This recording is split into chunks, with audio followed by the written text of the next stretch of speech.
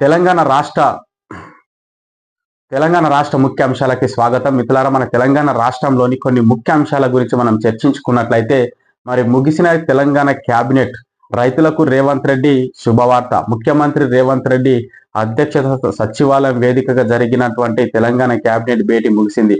మరి ముఖ్యంగా రైతు భరోసాపై మరి క్యాబినెట్ లో కీలకంగా చర్చించారు. ఎట్టి పరిస్థితుల్లో సంక్రాంతి నుంచి అందజేయాలని సీఎం రేవంత్ రెడ్డి అధికారులను ఆదేశించారు. అంతేకాదు ఆర్ఓఆర్ చట్టం పైన సుదీర్ఘంగా చర్చించారు. మరి ఓఆర్ఆర్ పరిధిలోని 51 గ్రామాలను 51 గ్రామ పంచాయతీలు సమీపంలో ఉన్నటువంటి మున్సిపాలిటీలో విలీనం చేయాలని కూడా తెలిపారు. మరి అలాగే తెలంగాణ రాష్ట్ర ముఖ్యమంత్రి తెలంగాణ రైతులకు మాత్రం శుభవార్త చెప్పినని కూడా మనం ఇక్కడ భావించవచ్చు. అంటే గతంలో వీళ్ళు ఎట్టి పరిస్థితుల్లో కూడా దసరా వరకు రైతు భరోసా ఇస్తామని చెప్పుకుంటూ వచ్చారు. మరి ఇప్పటి వరకు అయితే కూడా రైతు భరోసా అందక చాలా మంది రైతులు కూడా బాధపడుతున్నారు. ఇది తెలంగాణ ప్రజలందరికీ కూడా తెలిసిన విషయం, తెలంగాణ రైతులు కూడా తెలుసుకోవాల్సిన విషయం. మరి ఎట్టి పరిస్థితుల్లో సంక్రాంతిలోగా వేయాలని, ఈ రైతు భరోసా పథకం అందజేయాలని మరి రేవంత్ రెడ్డి కీలకంగా ఆ వర్గాలతోటి, ఆ మంత్రి వర్గాలతోటి కూడా చర్చించారు. సో వాళ్ళకి అర్థమైపోయింది, ఎట్టి పరిస్థితుల్లో ఈ పథకాలు అమలు చేయకపోతే తెలంగాణ ప్రజలు మనం తిప్పి కొట్టేటట్లుంటారని తెలంగాణ కాంగ్రెస్ ప్రభుత్వానికి అర్థమైందని కూడా మనం ఇక్కడ తెలుసుకోవచ్చు మిత్రులారా.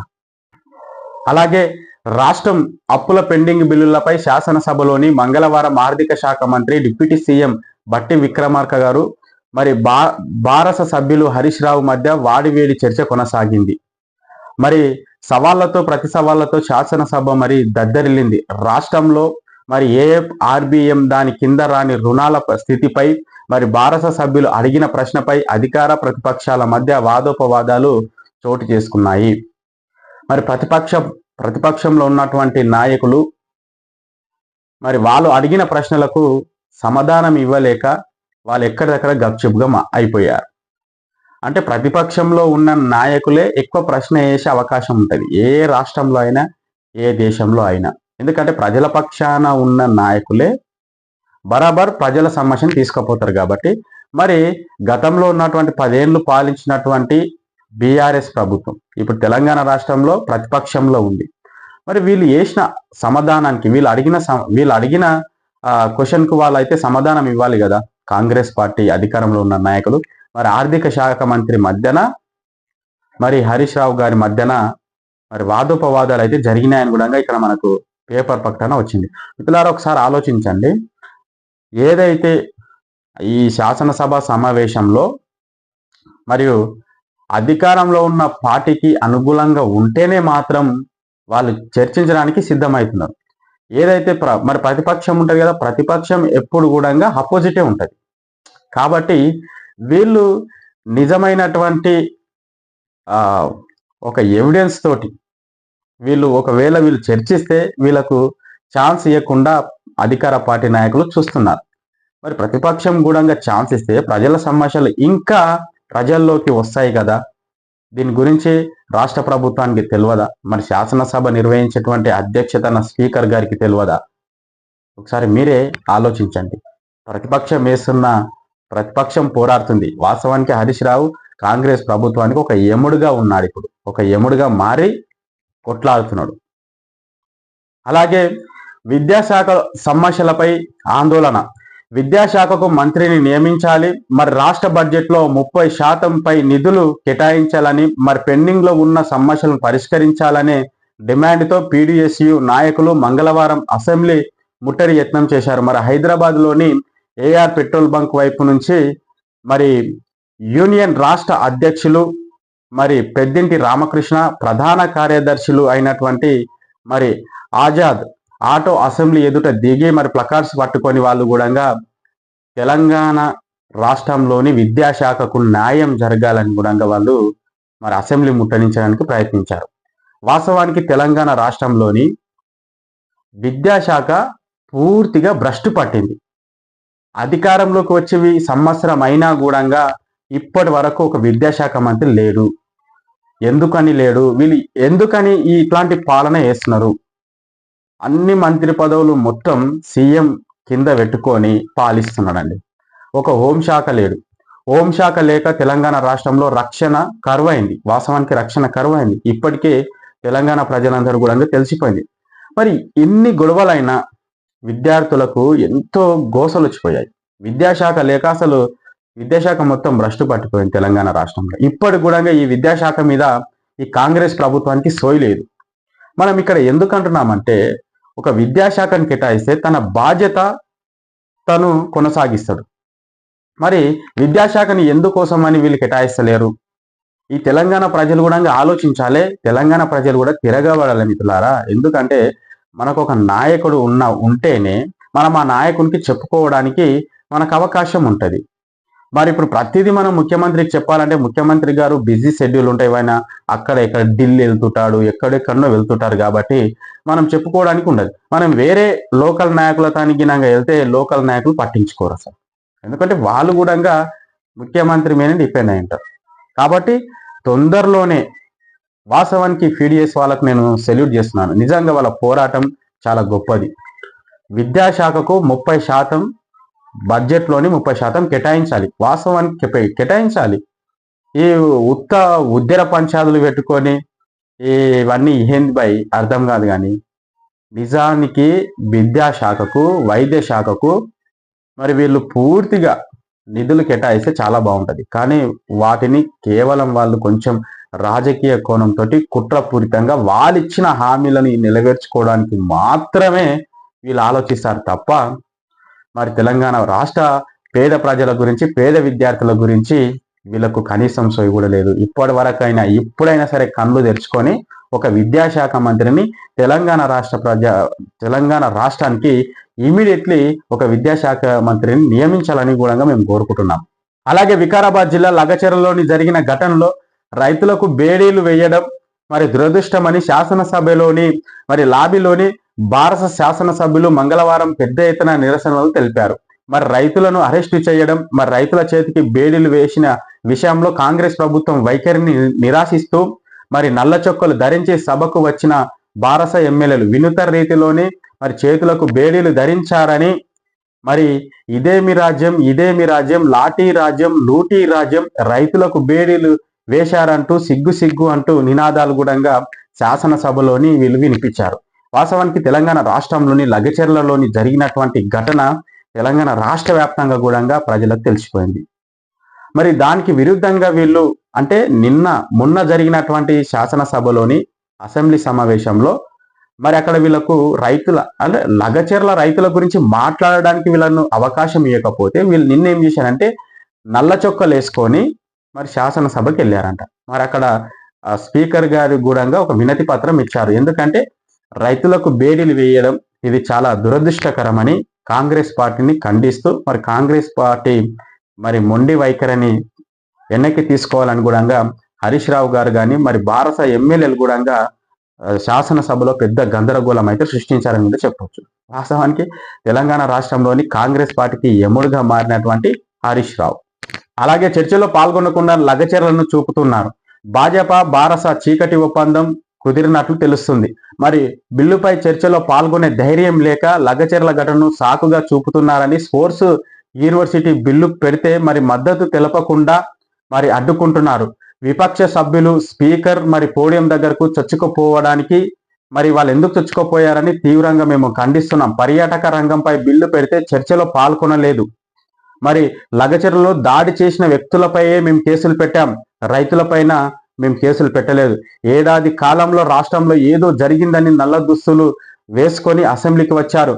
మరి భారత సభ్యులకు చిత్తశుద్ధి ఉంటే కేసీఆర్ను అసెంబ్లీకి తోలుకొని రావాలని కూడా ఇక్కడ కాంగ్రెస్ పార్టీ విప్పు అయినటువంటి ఐలయ్య గారు కూడా పోడియం దగ్గర వాళ్ళు ప్రెస్ మీట్ పెట్టారు.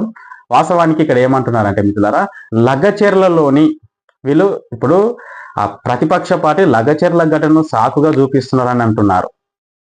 మరి ఇంకో విషయం ఏమంటున్నారంటే లగచెర్లలోని మేము దాడి చేసిన వ్యక్తులపైనే మేము అరెస్ట్ చేసినామంటని కూడా అంటున్నారు. కానీ అక్కడ నిజంగా చెప్పాలంటే రైతులను కూడా అరెస్ట్ చేశారు మిత్రులారా, బేడీలు వేశారు. మరి హాస్పిటల్కు తోలుకపోయి ట్రీట్మెంట్ జరిగే సమయంలో కూడా రైతుల చేతుల నుంచి బేడీలు తీయలేదు.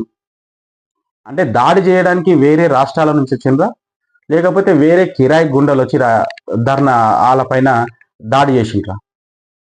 అదే గ్రామానికి సంబంధించిన వ్యక్తులు, మరి అదే ప్రాంతానికి సంబంధించిన వ్యక్తులు దాడి చేసిన, మరి వాళ్ళు రైతులు కాదా? మరి వాళ్ళు రైతులు కాకుండా రాజకీయ నాయకుల, లేకపోతే భూస్వాముల? దీని గురించి కూడా మీరు మాట్లాడాలి. ఇప్పుడు నల్లా చొక్కలు ధరించిందంటే రైతులకు అన్యాయం జరిగినప్పుడు మరి బరాబర్ కూడా బ్లాక్ డేగానే జరుపుకుంటారు కదా ఎవరైనా సరే. ఇంతనన్నా సోయి ఉండాలి కాంగ్రెస్ ప్రభుత్వానికి. మరి ఎందుకు లగచర్ల రైతులను అరెస్ట్ చేసి ఇప్పటి వరకు జైల్లో పెట్టినరు, వాళ్ళకు బేడీలు పెట్టి అట్లనే ట్రీట్మెంట్ జరిగించారు. తెలంగాణ ప్రజలందరూ కూడా ఎంతో చాలా బాధపడ్డారు. రైతుల పైన ఇంత కనికరం లేని ప్రభుత్వం కాంగ్రెస్ ప్రభుత్వం. కనీసం సరే ఓకే, మీరు ప్రెస్ మీట్ పెట్టడం ఓకే, మీ పనేమో. కాకపోతే ఇక్కడ మీరు ఏం మాట్లాడుతున్నారంటే రైతుల దాడి చేసిన వ్యక్తులపైనే మేము కేసులు పెట్టామంటారు. అక్కడ ఉన్నటువంటి ఆ వ్యక్తి మీరు ఎవరైతే అరెస్ట్ చేసినరో ఆ దాడి చేసిన వ్యక్తులు వేరే రాష్ట్రం నుంచి, వేరే ప్రాంతం నుంచి రాలేదు. అదే ప్రాంతానికి సంబంధించిన వ్యక్తి, వాళ్ళు కూడా రైతులే. కాకపోతే మీ అంత పెద్ద రైతులు కాకపోవచ్చు. 1 ఎకరం 2 ఎకరాల్లో వాళ్ళ జీవనం కొనసాగించుకునే, వాళ్ళ స్తోమత బట్టి వాళ్ళు నడుచుకునే రైతులు వాళ్ళు. మరి అలాంటి రైతులు మీరు అరెస్ట్ చేస్తే మరి వాళ్ళు రైతులు గారా? మీకు ఇంతనన్నా ఏమన్నా సోయి ఉందా? లగచర్ల సమస్య గురించి మరి శాసనసభలో స్పీకర్ గారు మాట్లాడడానికి ఎందుకు అవకాశం లేరు? దీని గురించి తెలియదా మీకు? తెలుసుకోవాలి కదా. దాని గురించి అంతా మీరు ప్రణాళిక మొత్తం సిద్ధం అయిన తర్వాత, తెలుసుకున్న తర్వాత మీరు ఈ ప్రతిపక్షాల పైన విరుచుకుపడండి. న్యాయం వరకే ఉంటుంది ఏదైనా సరే. అన్యాయాన్ని మనం న్యాయంగా చూపిస్తే ధర్మం ఊకోదు. అలాగే మరి మూసీ నది పునర్జీవం ప్రాజెక్టు రాష్ట్ర ఆర్థిక అభివృద్ధికి ఇంజన్లా పనిచేస్తుందని ఐటీ పారిశ్రామిక శాఖ మంత్రి శ్రీధర్ బాబు తెలిపారు. మరి హైకోర్టు మరి సిటీ కళాశాల బఫర్ జోన్లో రావు అని కూడా ఇక్కడ వీళ్ళు చెప్పారు. మరి మూసీ పునర్జీవం రాష్ట్రంలోని ఆర్థికంగా ఇంజన్లా పనిచేస్తుందంట. చూడాలి, ఖచ్చితంగా మేము వేచి చూస్తాం. ఇంజన్లా పనిచేస్తుందంటే, ఆర్థికంగా తెలంగాణ రాష్ట్రాన్ని ముందుకు తీసుకుపోతుందంటే దాన్ని మేము ఖచ్చితంగా అప్రిషియేట్గా ఫీల్ అవుతాం. తెలంగాణ ప్రజలకు కావాల్సింది విద్య, వైద్యం, ఉపాధ్యాయ. మీరు ఇట్లాంటి పథకాలు ఆదానిల కోసం, అంబానీల కోసం చేస్తున్నారని తెలంగాణ ప్రజలందరూ కూడా అర్థమయ్యింది. ఆ మూసీ పునర్జీవంలో ఈ బాగా బడా బాబుల ఎన్ని బిల్డింగ్లు పోయాయి తెలియదు, కానీ ఇప్పటి వరకు మాత్రం చాలా మంది పేదల ఇండ్లు కూలిపోయాయి. మరి వాళ్ళందరూ కూడా కాంగ్రెస్ పార్టీకి విరుద్ధంగా బీఆర్ఎస్ పార్టీలో చేరికలు అవుతున్నారు. భారీ చేరికలు కూడా అవుతున్నారు. ఈ తెలంగాణ ప్రజలందరూ కూడా తెలిసిన విషయం. తెలంగాణ రాష్ట్రంలోని రైతుల ఆత్మహత్యల కంటే విద్యార్థుల ఆత్మహత్యలే 3 రెట్లు ఎక్కువగా ఉన్నాయి. 4 ఏళ్లుగా పేరుకుపోయిన ఉపకార వేతన బకాయిలలో కొంతైనా చెల్లించాలని మరి ఎంఐఎం శాసన సభాపక్ష నేత అక్బరుద్దీన్ ఓవైసీ కోరారు. రాష్ట్రంలో సుమారు 20 లక్షల మంది ఎస్సీ, ఎస్టీ, బీసీ, మైనార్టీ, బహుజన బిడ్డలు విద్యార్థులు ఈ ఉపకార వేతనాలు అందక ఇబ్బందులు పడుతున్నారు. మరి చాలా మంది ఎంతో ఇబ్బందులు ఎదుర్కొంటున్నారు. 4 ఏళ్లుగా 8,000 కోట్ల మేర బకాయిలు పేరుకుపోయాయి. మరి ఓవర్సీస్ స్కాలర్షిప్లలో మరి 20 లక్షల మంజూరుకు 5 లక్షల లంచం తీసుకుంటున్నారంటూ మరి ప్రభుత్వం దీనిపైన స్పందించకపోతే ఎంఐఎం ఆందోళన చేస్తుందని కూడా అక్బరుద్దీన్ ఓవైసీ గారు చెప్పారు. అన్నగారు మీకు సెల్యూట్ అన్న. నిజంగా చెప్పాలంటే ఒక మంచి సబ్జెక్ట్ మీద మీరు చర్చించారు. వాస్తవానికి తెలంగాణ రాష్ట్రంలోని అసలు విద్యాశాఖ అసలు ఈరోజు టోటల్గా విద్యాశాఖ మీదనే మనకు ముఖ్య అంశాలు దొరికాయి మిత్రులారా. మనం ఏవైతే ముఖ్య అంశాలు ఎక్కడైతే ఏ విధంగా ఉండాలంటే ముఖ్య అంశాలు కూడా మనం చెప్పేది తెలంగాణ ప్రజలకు, బడుగు బలహీన వర్గాలకు అవసరమైన ముఖ్య అంశాల గురించి మాత్రమే మనం చర్చిస్తాం. Another speech no. కాబట్టి ఇక్కడ అక్బరుద్దీన్ ఓవైసీ గారికి ధన్యవాదాలు తెలియజేస్తున్నాను. ఎందుకంటే ఒక మంచి సబ్జెక్టు మీద దాన్ని చర్చించారు. ఈ విధంగా చర్చించాలి. అంటే మంచి సబ్జెక్టు మీద ఎవరు మాట్లాడినా కూడా మేము మెచ్చుకుంటాం. అది కాంగ్రెస్ పార్టీ ఉండని, ఎనీబడి ఏ పార్టీ ఉన్నా మాకు సంబంధం లేదు. కానీ తను మాట్లాడి ఏమన్నాడంటే ఎస్సీ, ఎస్టీ, బీసీ, మైనార్టీ విద్యార్థులే ఎక్కువ ఉన్నారు కాబట్టి వాళ్ళకు స్కాలర్షిప్లు ఇవ్వాలి. మరి అలాగే ఏదైతే ఇబ్బందుల్లో ఉన్నారో మరి వాళ్ళకి అన్నిటి కూడా సమస్యలు పరిష్కరించాలని కూడా అసెంబ్లీలో తను స్పీచ్ ఇచ్చాడు. సో ఇలాంటి నాయకులు ఇట్లాంటి సమస్యల మీద పోరాడితే ఇట్లాంటి నాయకులకు కూడా ఎంతో అవకాశం ఇవ్వాలి. సో మిత్రులారా, తెలంగాణ రాష్ట్రంలోని పూర్తిగా మనం ఈ రోజు చదువుకున్నటువంటి ముఖ్య అంశాలు చూసుకున్నట్టయితే పూర్తిగా విద్యాశాఖ భ్రష్టు పట్టిందని కూడా ప్రతి ఒక్కరికి మీకు అర్థమైన విషయం. రైతుల గురించి, విద్యార్థుల గురించి మాత్రమే ఈరోజు మనం ముఖ్య అంశాలను ఫోకస్ చేసి మాట్లాడాం కాబట్టి విద్యాశాఖకు ఇమీడియట్లీ కాంగ్రెస్ ప్రభుత్వం కేటాయించాలి. లేకపోతే అంటే మీకేం కాదు, కానీ బహుజన వర్గాలలో ఉన్నటువంటి పేద విద్యార్థులకు చాలా అన్యాయం జరుగుతుందని మా బాధ, మా బిడ్డలకు అన్యాయం జరుగుతుందని మా బాధ. సో ఇది మిత్రులారా, తెలంగాణ రాష్ట్రంలోని మరిన్ని ముఖ్య అంశాల కోసం జస్ట్ ఒకటి గుర్తుపెట్టుకోండి. ముఖ్య అంశాలు అంటే ప్రతి ఛానళ్లలో వస్తున్నటువంటి సోదీల గురించి మనం మాట్లాడడం. ఏదైతే తెలంగాణ రాష్ట్రంలోని బడుగు బలహీన వర్గాల ముఖ్య అంశాలు, రైతుల కోసం మాత్రమే మనం పాటుపడి పనిచేస్తున్నాం. బస్ అంతే, ఇంతకు మించి మనం ఏం లేదు మిత్రులారా. దయచేసి మన ఛానల్ని సబ్స్క్రైబ్ చేసుకోండి, అలాగే షేర్ చేయండి, లైక్ చేయండి. ఖచ్చితంగా మీరు ఒక లైక్ ఇవ్వండి. ఆ ఇచ్చే లైకే మాకు సపోర్ట్. మీరు చేసుకున్న సబ్స్క్రైబరే మా ఫాలోవర్.